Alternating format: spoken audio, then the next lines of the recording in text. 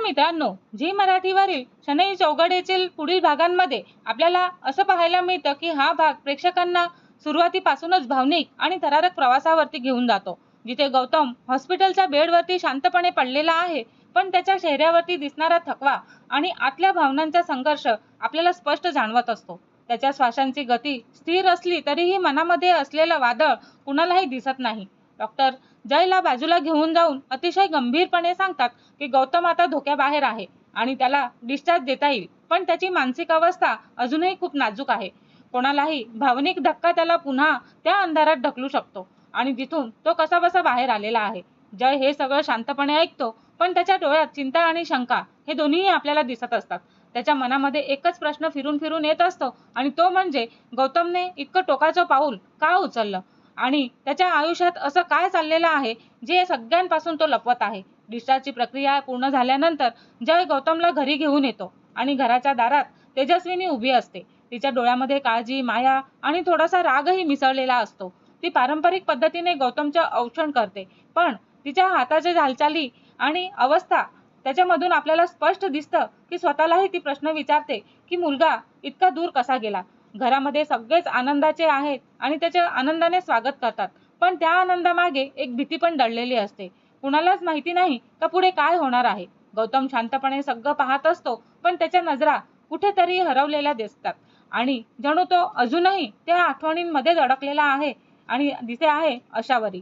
त्याच वेळी दुसऱ्या बाजूला पमा याच्या घरी पण एक वेगळंच वातावरण दिसतं आणि चांदण्यांनी उजळलेल्या अंगणामध्ये पमाने सगळ्यांसाठी खास मूनलाईट डिनरची व्यवस्था केलेली असते, म्हणजेच केळवणची व्यवस्था असते. वातावरणात एक हलकीशी थंडी, मंद वारा आणि कुटुंबातील हसण्याचे आवाज मिसळलेले असतात. आशावरी सगळ्यांसोबत बसलेली असते, पण तिचं मन कुठेतरी दूर हरवलेलं असतं. तिच्या चेहऱ्यावरती एक विचित्र मिश्रण आपल्याला दिसत असतं, आनंद आणि वेदना. कारण एकीकडे ती आपल्या कुटुंबांसोबत शेवटचे असे क्षण जगत असते आणि दुसरीकडे तिच्या मनामध्ये गौतम बद्दलच्या भावना तिला सतावत असतात. पमा तिच्याकडे पाहून भावुक होते आणि हळू आवाजात म्हणत असते की लग्नानंतर अशी सगळी मंडळी एकत्र बसून जेवणं, हसणं हे सगळं कमीच होईल. आणि हे ऐकून आशावरीच्या डोळ्यामध्ये पाणी येतं. शर्वरी लगेच परिस्थिती हाताळते आणि ती वातावरण हलकं करण्याचा प्रयत्न करते आणि मध्येच विनोद पण करते आणि आशावरीला धीर देते. मयुरी तिच्या खोडकर स्वभावाने सगळ्यांना हसवते.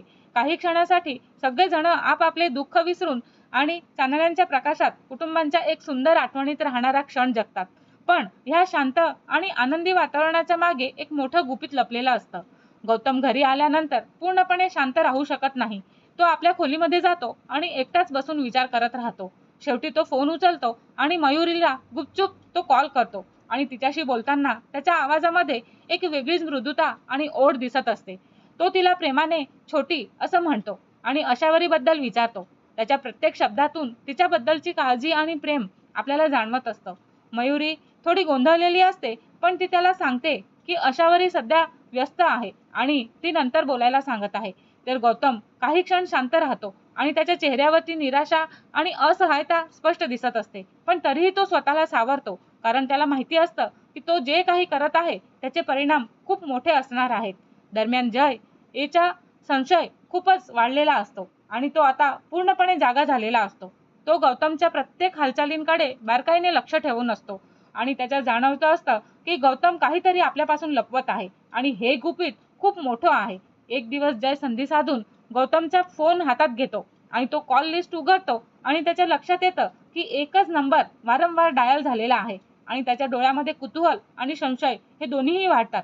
तो त्या नंबरकडे पुन्हा पुन्हा पाहू लागतो आणि जणू काही त्या आकड्यांमध्येच सगळं सत्य दडलेलं आहे. त्याच्या मनामध्ये एक प्रश्नांची गर्दी उभी राहते आणि ही मुलगी कोण असेल आणि गौतम तिच्यासाठी इतका वेडा का झालेला आहे असं तिला वाटत राहतं आणि हे सगळं त्याच्यापासून का लपवलं जात आहे हा प्रश्न त्याच्या समोर असतो. जय आता ठरवतो की तो ह्या गुढाच्या शेवटपर्यंत पाठपुरावा करणार. तो त्या नंबरचा शोध घेण्याचा निर्णय घेतो आणि त्याच क्षणापासून सुरू होते खरी कथा. एक सत्य जे सगळ्यांच्या आयुष्याला हादरवणार आहे आणि एक रहस्य जे उघड झाल्यानंतर नात्यांची समीकरणं पूर्णपणे बदलणार आहेत. आता प्रेक्षकांच्या मनामध्ये एकच प्रश्न घुमत राहतो की जयला खरं सत्य कळेल का आणि गौतम आणि आशावरीचं नातं सगळ्यांसमोर येणार का. शर्वरी या सगळ्यात नेमकी कोणती भूमिका निभावत आहे आणि ह्या सगळ्या गुंतागुंतीच्या खेळामध्ये पुढील भाग आणि पुढील स्फोट कधी आणि कसा होणार आहे आणि पुढचा भाग आणखीनच धक्कादायक, भावनिक आणि रोमांचक असणार आहे, जिथे प्रत्येक पात्राच्या निर्णयामुळे कथा नव्या वळणावरती जाणार आहे. पण हा पुढील भाग बघण्यासाठी आमच्या चॅनलला सबस्क्राईब केलं नसेल तर सबस्क्राईब करा आणि व्हिडिओ आवडल्यास लाईक द्यायला विसरू नका. धन्यवाद.